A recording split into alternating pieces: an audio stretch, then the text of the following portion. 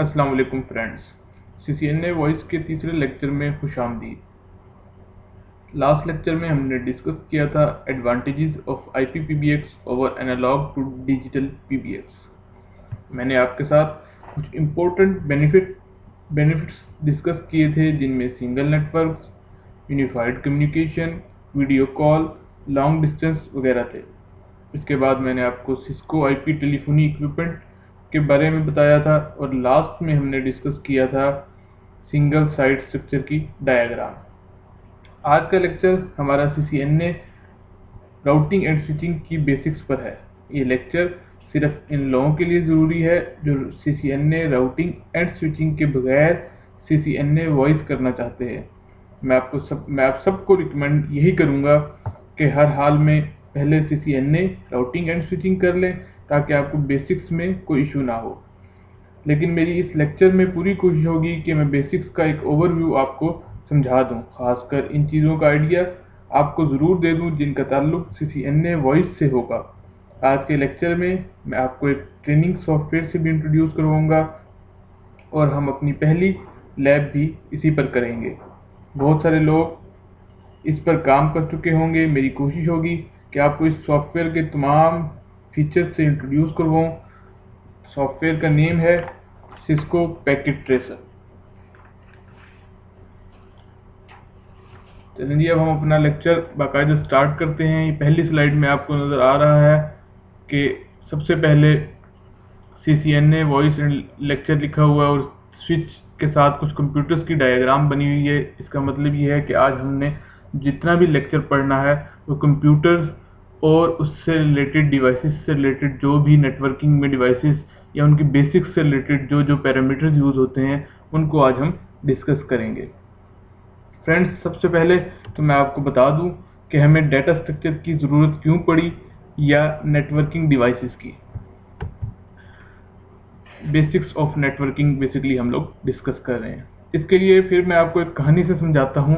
जैसे मैंने अपने पहले लेक्चर में IP टेलीफोनी के लिए आपको एक कहानी से समझाया था, इसी तरह मेरी कोशिश है कि आज भी आपको आसान वर्ड्स में एक बिल्कुल बेसिक से स्टार्ट करें। आई एम सपोजिंग हमारा एक कॉलेज था, जिस वक्त कंप्यूटर नया आया, हमने एक कंप्यूटर परचेज किया और इसको एक क्लासरूम में रख दिया। ये जिसको पैकेट ट्रेसर आज हम पढ़ेंगे, ये हमारा क्लासरूम आ गया और हमने एक कंप्यूटर परचेज करके क्लासरूम में रख दिया और इसमें हम अपने ऑफिस का सारा डाटा सेव करने लग गए।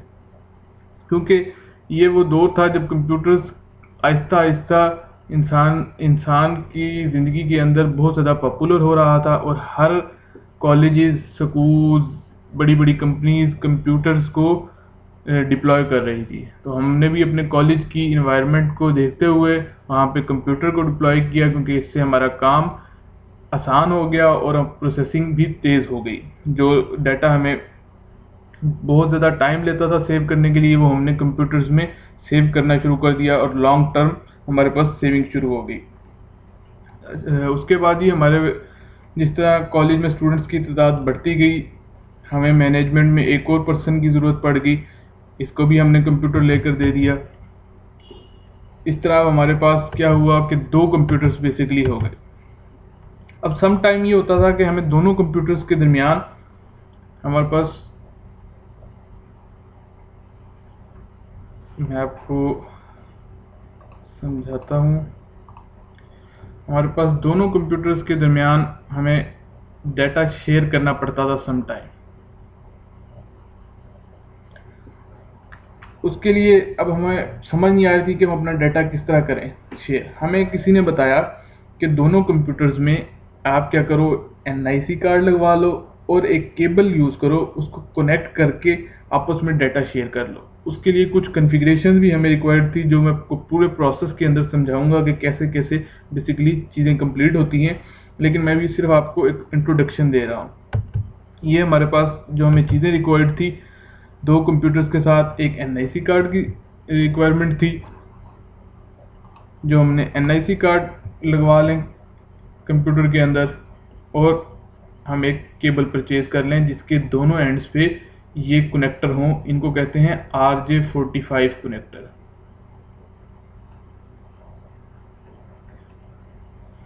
इन दो कनेक्टर्स के साथ हम एक केबल परचेज करें और दोनों कंप्यूटर्स में NIC कार्ड लगाकर इनको इसको इस पोर्ट के अंदर लगाएं दोनों साइड पे, और कुछ कॉन्फ़िगरेशंस करें तो हमारा एक कंप्यूटर से डाटा दूसरे कंप्यूटर में डाटा शेयर हो जाएगा।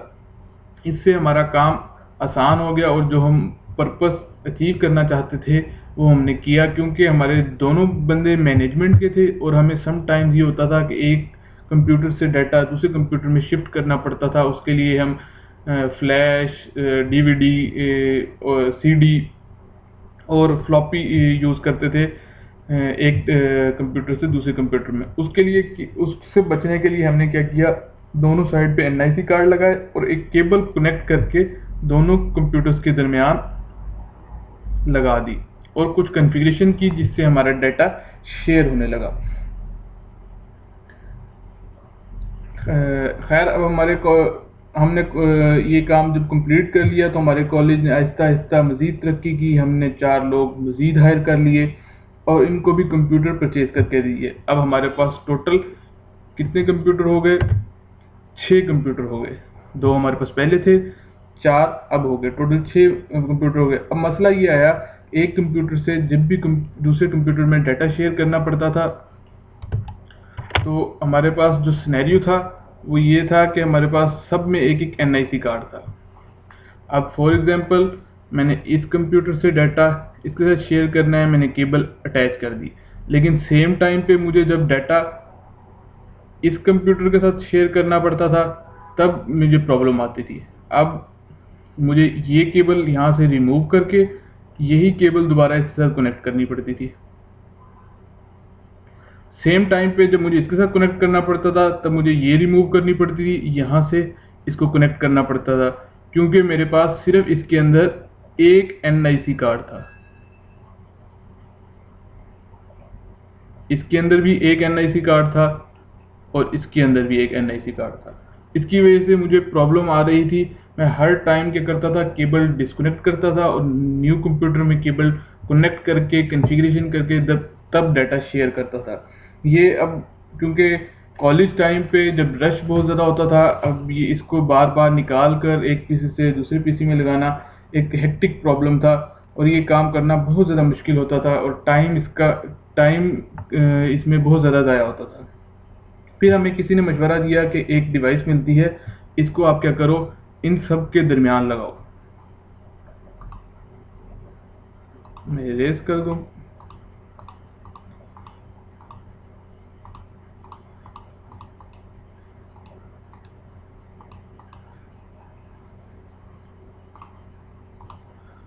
हमें क्या मशवरा दिया गया जी, एक आप डिवाइस लो और इनके दरमियान लगा दो और इन सब पीसीज को इस डिवाइस से कनेक्ट कर दो।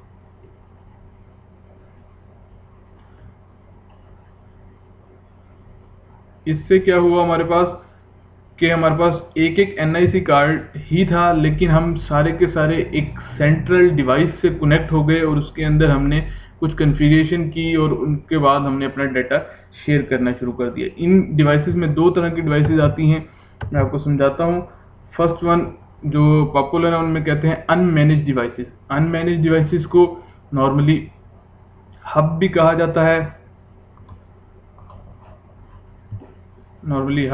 जाता है, और ये बहुत ही चीप डिवाइसेस होती हैं, सस्ती होती हैं, लेकिन इनके कुछ ड्रॉबैक्स हैं जो हम आहिस्ता आहिस्ता नेक्स्ट डिस्कस करेंगे। सेकंड हमारे पास है मैनेज डिवाइसेस, जिनको स्विच कहा जाता है, नॉर्मली ये भी यूज होती हैं।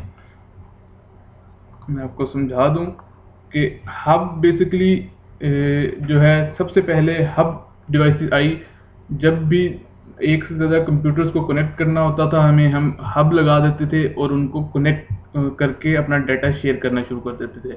उसके बाद कुछ डिवाइसेस आई जो मैनेज डिवाइसेस थी, जो ड्रॉबैक्स हब के अंदर थे वो मैनेज डिवाइसेस स्विच के अंदर उनको ख़त्म किया गया और उनको यूज़ किया गया। आजकल जो पॉपुलर डिवाइसेस हैं वो मैनेज डिवाइसेस हैं, स्विच हैं, इनको ज़्यादा यूज़ किया जाता है। हब को OSI मॉडल की लेयर 1 की डिवाइस कहा जाता है, जबकि स्विच को लेयर 2 की डिवाइस कहा जाता है। OSI बेसिकली एक मॉडल है जो पूरे नेटवर्किंग को 7 लेयर्स में डिवाइड करता है, 7 लेयर्स में डिवाइड करता है ताकि प्रोसेस को समझना बिल्कुल आसान हो जाए। खैर हब एंड स्विच दोनों ही स्विचिंग डिवाइसेस हैं। हब को हब बेसिकली लेयर 1 की स्विचिंग करता है, जबकि स्विच लेयर 2 की स्विचिंग परफॉर्म करता है। हब पहले बहुत ज़्यादा यूज होते थे, इसके कुछ ड्रॉबैक्स थे, इस वजह से लोग अब स्विचेस को ही यूज करते हैं, क्योंकि इसको अपनी मर्जी से मैनेज किया जा सकता था। इसलिए प्रोडक्शन इन्वायरमेंट में स्विच ही बेहतरीन चॉइस होती है। हर हाल में ज़्यादातर स्विच को ही प्रेफर किया जाता है। अब हम देखते हैं जब डिवाइसेस इस्तेमाल हो तो कैसे कंप्यूटर्स कनेक्ट होंगे। ये जी कनेक्ट विद द हब, ये एक डायग्राम है, आपको इससे शो हो रहा होगा कि जब हमने एक हब लगाया दरमियान में, ये हमारे पास थी हब आ गया और हमने डिफरेंट पीसीज को, सर्वर को कनेक्ट कर दिया इस डिवाइसेस से। यहाँ पे एक लाइन लिखी हुई है, the packet of data from the server is send to all the workstation connected to the hub. जब भी एक पैकेट आएगा इस डिवाइस पे तो वो तमाम की तमाम डिवाइसेस पर सेंड कर दिया जाएगा। इसको मैं आपको जब डीप आपको समझाऊंगा कि कम्युनिकेशन प्रोसेस कैसे होता है, तब आपको इसकी समझ आएगी। लेकिन अभी सिर्फ इतना समझें कि जब भी इस डिवाइस के ऊपर, हब के ऊपर डाटा आएगा तो वो तमाम कंप्यूटर्स के ऊपर डाटा सेंड कर दिया जाएगा। ये हब के अंदर परफॉर्म होता था। ये इसका एक बेसिकली ड्रॉबैक था। जबकि हम जब स्विच की बात करते हैं तो स्विच के अंदर ये होता है कि कनेक्ट करने का फिजिकली सेम प्रोसीजर है। स्विच दरमियान में लगाते हैं और तमाम की तमाम अपने एंड स्टेशन, अपने कंप्यूटर्स, अपने लैपटॉप्स इस स्विच की पोर्ट्स के साथ कनेक्ट कर देते हैं। लेकिन इसमें जो लास्ट लाइन है, ये इस पर गौर करने वाली बात है, the packet of data from the server is sent only to the destination. उसमें क्या था, जब सर्वर से पैकेट आया तो तमाम कंप्यूटर्स पे सेंड हो गया। इसमें जब सर्वर से कंप्यूटर आएगा तो अगर सिर्फ इसके लिए है तो सिर्फ इसके पास जाएगा, अगर इसके लिए है तो सिर्फ इसके पास जाएगा। ये स्विच की ब्यूटी है कि स्विच बेसिकली तमाम पोर्ट्स पर ब्रॉडकास्ट नहीं करता। इस पूरे सिनेरियो को हम मजीद आहिस्ता आहिस्ता और डिस्कस करेंगे। अब हम बेसिकली दो से ज़्यादा कंप्यूटर्स का कम्युनिकेशन प्रोसेस देखते हैं। सबसे पहले कि हम दो कंप्यूटर्स को अटैच करके देखेंगे कि वो बेसिकली कैसे कनेक्ट होते हैं और उनका कम्युनिकेशन कैसे स्टार्ट होती है, कम्युनिकेशन प्रोसेस। लेकिन जी ये डायग्राम है, लर्निंग इज फन। ये पिक बेसिकली इसका मतलब ये है कि सीखना एक मज़ा है। लेकिन आपको एक नज़र आ रहा होगा कि लर्निंग हाउ टू लर्न, वो ये पढ़ रहा है कि पढ़ना बेसिकली कैसे है।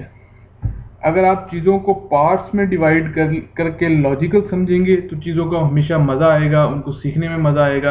अगर आप सिर्फ रटा लगा लेंगे या आपको ओवरव्यू ले लेंगे तो आपको चीज़ों को अंडरस्टैंड करना मुश्किल हो जाएगा। इसलिए चीज़ों को हमेशा पार्ट्स में डिवाइड करें, उनको लॉजिकल समझें, तब आपको हमेशा पढ़ना मज़ा देगा और आप ज़्यादा इंजॉय करेंगे। ये देखेंगे ये घूम रहा है, लर्निंग इज़ फन, इंजॉय भी कर रहा है और पढ़ भी रहा है। तो ये डायग्राम मुझे बड़ी अच्छी लगी थी, मैंने कहा आप लोगों से शेयर करूं। चलें अब हम अपने दोबारा टॉपिक की तरफ आते हैं। ये जी हमारे पास डायग्राम आ गई। हम क्या करते हैं, हमने क्या किया, दो कंप्यूटर्स लिए सबसे पहले, और दोनों कंप्यूटर्स को हमने क्या किया, NIC कार्ड लगा के कैट 5 क्रॉस ओवर केबल से, ये हमारे पास केबल का नेम है, जिसको कैट 5 कैटेगरी की ये केबल है। बेसिकली इसमें डिफरेंट कैटेगरीज हैं, cat 3, cat 5, cat 5E, cat 6, अब कैट 6A 6E भी आ गई हैं। तो ये डिफरेंट कैटेगरीज हैं केबल्स की। जब हम केबल्स को डिस्कस करेंगे तब इसको डिस्कस करेंगे। अभी सिर्फ आप ये समझें, जो मैंने आपको केबल दिखाई थी एक पिक्चर में जिसके दोनों साइड पे कनेक्टर थे RJ45 के, वो हमने ली और दोनों केबल्स को अटैच कर दिया। सबसे पहले हमने NIC कार्ड लेके इन दोनों को अटैच किया और इनकी फिजिकल कनेक्टिविटी ओके करवा दी। फिजिकल कनेक्टिविटी के बाद हमें जो दो चीज़ों को कम्युनिकेशन प्रोसेस में समझना हमारे लिए लाजमी है, वो दो चीज़ें कौन सी हैं हम देखते हैं। Two things important to understand the communication process, वो कौन सी हैं जी? फर्स्ट वन मैक एड्रेस और सेकंड है IP एड्रेस। बेसिकली पूरे कम्युनिकेशन प्रोसेस में जो चीज़ यूज़ हो रही होती है वो यही दो चीज़ें हैं। अगर आप इनको अच्छी तरह अंडरस्टैंड कर लेते हैं तो आपके लिए ये कम्युनिकेशन प्रोसेस समझना बिल्कुल आसान होगा। ये जी सबसे पहले हम डिस्कस करते हैं जी मैक एड्रेस क्या होता है। मैक एड्रेस बेसिकली एक बिल्ट इन एड्रेस होता है जो हर NIC कार्ड पर फैक्ट्री बिल्ट इन होता है। ये जब भी आप NIC कार्ड परचेज करते हैं तो ये factory by default built in IP address आता है और इसको हम चेंज नहीं कर सकते। ये बेसिकली इस तरह की फॉर्म में होता है कि हमारे पास कुछ डिजिट्स होते हैं, कोई भी डिजिट आप ले लें और इस तरह की फॉर्म में होता है और इसको हम चेंज नहीं कर सकते। लेकिन ये कम्युनिकेशन प्रोसेस में यूज़ हो रहा होता है, इसकी इम्पोर्टेंस बहुत ज़्यादा है। सेकंड हमारे पास होता है IP एड्रेस। इसकी फॉर्म कुछ इस तरह की होती है 10.10.10.1। क्योंकि मैं IP एड्रेसिंग और मैक एड्रेसेस को बहुत ज़्यादा डिटेल में डिस्कस नहीं कर रहा, मैं सिर्फ आपको ओवरव्यू दे रहा हूँ ताकि आपके जहन में रहे कि कम्युनिकेशन प्रोसेस में दोनों कौन सी चीज़ें यूज़ होती हैं। आप इनको बहुत ज़्यादा डिटेल में गूगल से भी पढ़ सकते हैं। ये CCNA राउटिंग एंड स्विचिंग के लेक्चर्स में इनकी बहुत ज़्यादा डिटेल बताई जाती है। उर्दू IT अकेडमी की वेबसाइट पर CCNA राउटिंग एंड स्विचिंग का कोर्स ऑलरेडी पब्लिश्ड है, आप वहाँ से भी इसको मज़ीद देख सकते हैं। बेसिकली IP एड्रेस एक न्यूमेरिकल लेबल है जो किसी भी कंप्यूटर प्रिंटर डिवाइस को असाइन किया जाता है, जबकि MAC address built in address होता है जो चेंज नहीं होता। कम्युनिकेशन के लिए दोनों एड्रेसेस का होना लाजमी है। जैसे आपको मैं इसको आसान एग्जांपल देता हूँ कि जैसे आप एक क्लास की एग्जांपल लें। क्लास में एक स्टूडेंट है, उसका जो नेम है वो है मैक एड्रेस, जबकि उसका रोल नंबर है IP एड्रेस। स्टूडेंट का नेम कभी भी चेंज नहीं होता, वो किसी भी क्लास में चला जाए उसका नेम हमेशा वही रहता है, जबकि उसका जो रोल नंबर है यानी IP एड्रेस है वो हमेशा चेंज होता रहता है, वेरी होता रहता है। उसका उस पे फिक्स होना या लाजमी होना, एक ही होना वो लाजिम नहीं है, वो चेंज हो सकता है, बट उसका जो ओरिजिनल नेम है मैक एड्रेस है वो चेंज नहीं होता। अब जब हम एक कंप्यूटर से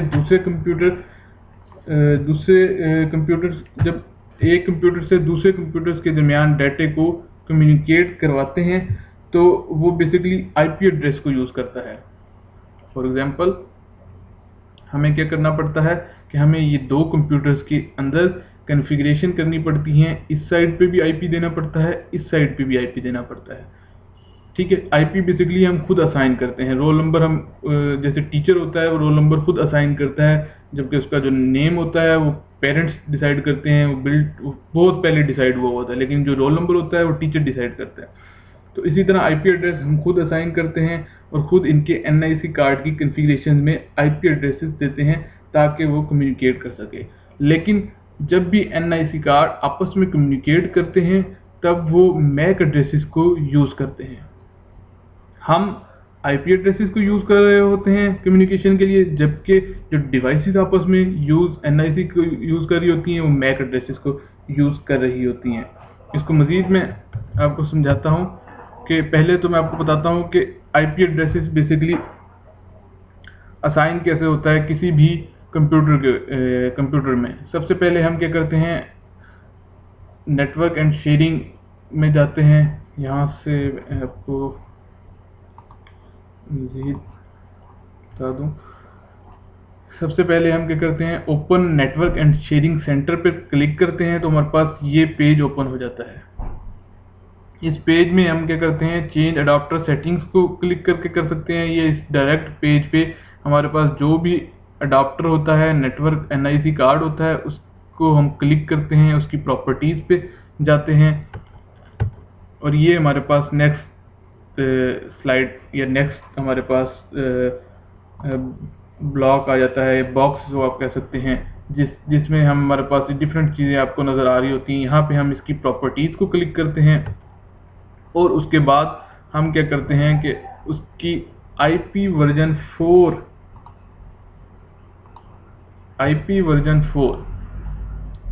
इसके अंदर हम लोग जाके IP कॉन्फ़िगर करते हैं। ये जी लास्ट और नेक्स्ट इसकी असाइनिंग द IP एड्रेसेस की मैं आपको बता दूं, इस बॉक्स के अंदर बेसिकली हमारे पास कुछ इंफॉर्मेशन होती है। एक तो ये होता है कि हम IP एड्रेसेस को ऑटोमेटिकली दे दें, DHCP सर्वर यूज कर रहे हो, हम खुद ना देना चाहें स्टैटिकली, और एक ऐसा सर्वर यूज करें जो ऑटोमेटिकली IP एड्रेसेस दे पीसी को, वो उसे कहते हैं DHCP सर्वर। दूसरा ये होता है कि हम स्टैटिकली IP दें और यहाँ पे IP एड्रेस असाइन करें। सबनेट मास्क IP एड्रेस के अगेंस्ट साथ में आपको अटैच करना पड़ता है, क्योंकि मैंने आपको बताया कि मैं IP एड्रेसेस को बहुत ज़्यादा डिटेल में डिस्कस नहीं कर रहा, इसलिए सबनेट मास्क और IP एड्रेसेस को आपको समझने के लिए CCNA राउटिंग एंड स्विचिंग को समझना पड़ेगा, वो क्योंकि नेटवर्क्स का बेसिकली प्रॉपर पार्ट है। यहाँ पे मैं सिर्फ आपको कम्युनिकेशन प्रोसेस समझाना चाहता हूँ। इसी तरह डिफ़ॉल्ट गेटवे आप देंगे, और अगर DNS सर्वर देना है तो DNS सर्वर देंगे। उसके बाद आप अपनी सेटिंग्स को ओके करेंगे तो आपकी IP एड्रेस की कॉन्फ़िगरेशन कंप्लीट हो जाएंगी, जबकि मैक एड्रेसेस की कॉन्फ़िगरेशन ऑलरेडी बिल्ट इन होती हैं, उसको आपको देने की ज़रूरत नहीं पड़ती। अब होता क्या है जब कम्युनिकेशन होती है, मैं आपको बेसिकली समझा दूं कि होता क्या है बेसिकली।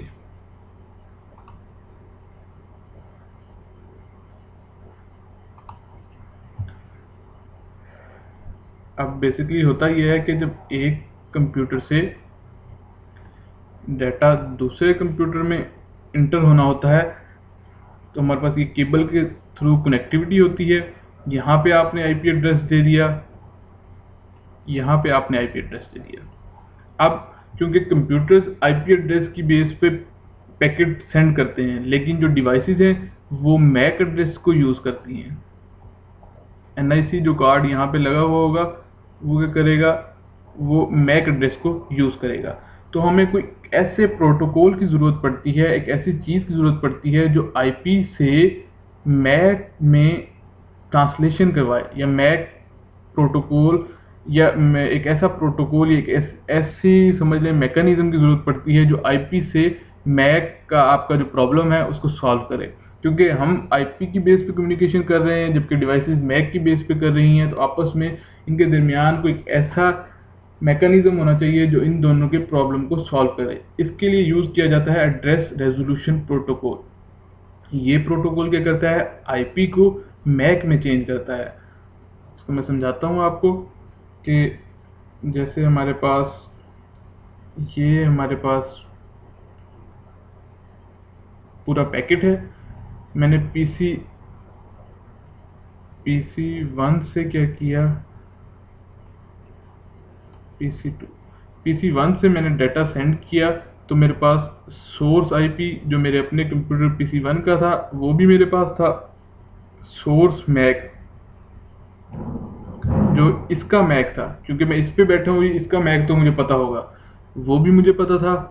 और डेस्टिनेशन IP, क्योंकि डेस्टिनेशन IP भी मैंने खुद दिया है तो वो भी मुझे पता था, लेकिन मेरे पास डेस्टिनेशन मैक नहीं था। अब क्या हुआ कि क्योंकि मैंने कम्युनिकेशन की सोर्स IP से डेस्टिनेशन IP पे, जबकि डिवाइसेस कम्युनिकेट करेंगी इस पे। अब जब सोर्स मैक और डेस्टिनेशन मैक जब तक नहीं होगा, आपका पैकेट दूसरे कंप्यूटर्स पे रिसीव नहीं होगा। उस प्रोसेस को उसको सॉल्व करने के लिए, डेस्टिनेशन मैक को सॉल्व करने के लिए हम क्या करते हैं, बल्कि कंप्यूटर्स बेसिकली हम नहीं, कंप्यूटर के अंदर ARP प्रोटोकॉल यूज होता है, एड्रेस रेजोल्यूशन प्रोटोकॉल कंप्यूटर्स के अंदर, डिवाइसेस नेटवर्क डिवाइसेस के अंदर, जो क्या करता है कि डेस्टिनेशन IP की साथ जो डेस्टिनेशन मैक हमें चाहिए होता है उसके मैकेनिज्म को रिजॉल्व करता है, उसको उस मसले को हल करता है और हमें डेस्टिनेशन मैक देता है।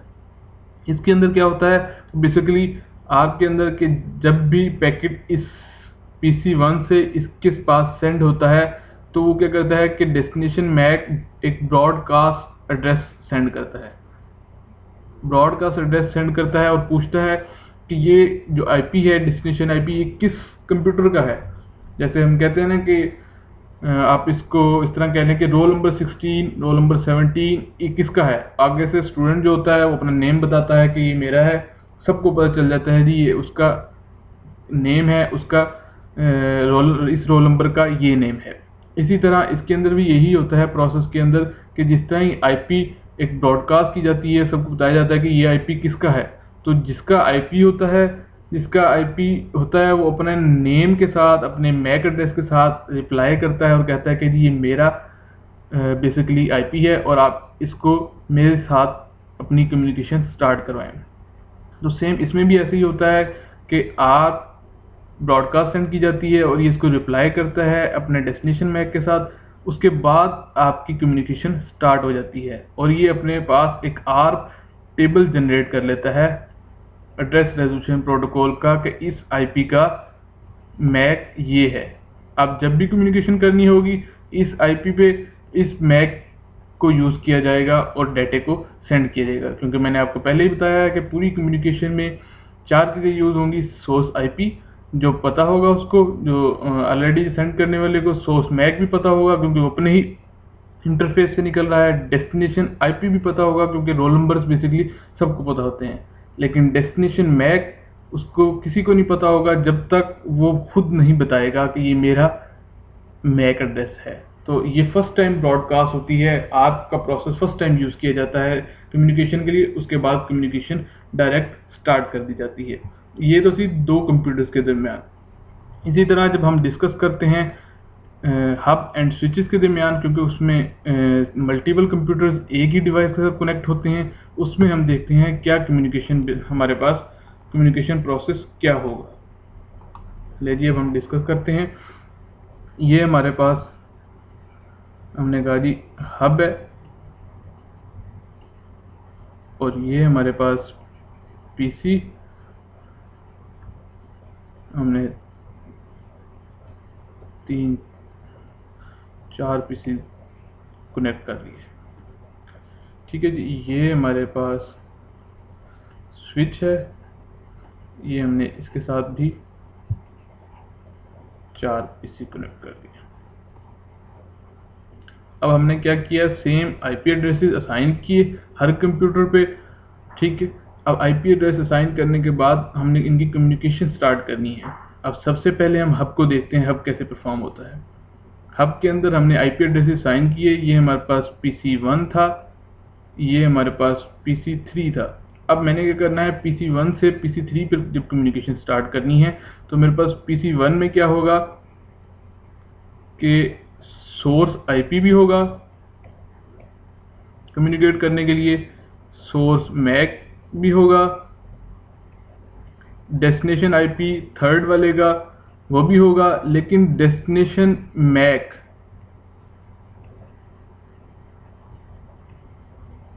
ये मेरे पास नहीं होगा। तो डेस्टिनेशन मैक को हमें लेने के लिए इसमें क्या होगा, आर्प का मैकेनिज्म यूज किया जाएगा, सेम 2 कंप्यूटर्स की तरह, एड्रेस रेजोल्यूशन प्रोटोकॉल की तरह। इसमें क्या होगा, जब भी पैकेट यहाँ पे आएगा तो आर्प की ब्रॉडकास्ट सेंड की जाएगी। ये डिवाइसेस क्या करेगी, ये इस डिवाइस पे भी सेंड कर देगी पैकेट, इस डिवाइस पे भी सेंड कर देगी और इस डिवाइस पे भी सेंड कर देगी। अब ये डिवाइसेस देखेंगी कि ये आईपी, ये रोल नंबर हमारा नहीं है, ये इसको क्या कर देंगी, डिस्कार्ड कर देंगी, इसकी बात को अनसुना कर देंगी। जबकि ये जब देखेगा कि ये रोल नंबर मेरा है तो इसका रिप्लाई करेगा इस डिवाइस को दोबारा कि ये बेसिकली मेरा है, और ये डिवाइस इस पैकेट को दोबारा सेंड कर देगी। अच्छा, इसको दोबारा जिस तरह ही हब को सेंड करेगा ये मेरा है। अब हब क्योंकि अनइंटेलिजेंट डिवाइस है, हब क्या करेगा, आपके पास जब दोबारा पैकेट आएगा तो सिर्फ इसके पास सेंड करने की बजाय दोबारा पैकेट जो है इसके पास भी सेंड कर देगा, इसके पास भी सेंड कर देगा और इसके पास भी सेंड कर देगा। ये देखेंगे ये पैकेट फिर हमारा नहीं, ये इसको ड्रॉप कर देंगे, ये पैकेट को रिसीव कर लेगा और अपने टेबल के अंदर, आर्प टेबल के अंदर पैकेट को आईपी के अगेंस्ट मैक को लिख लेगा।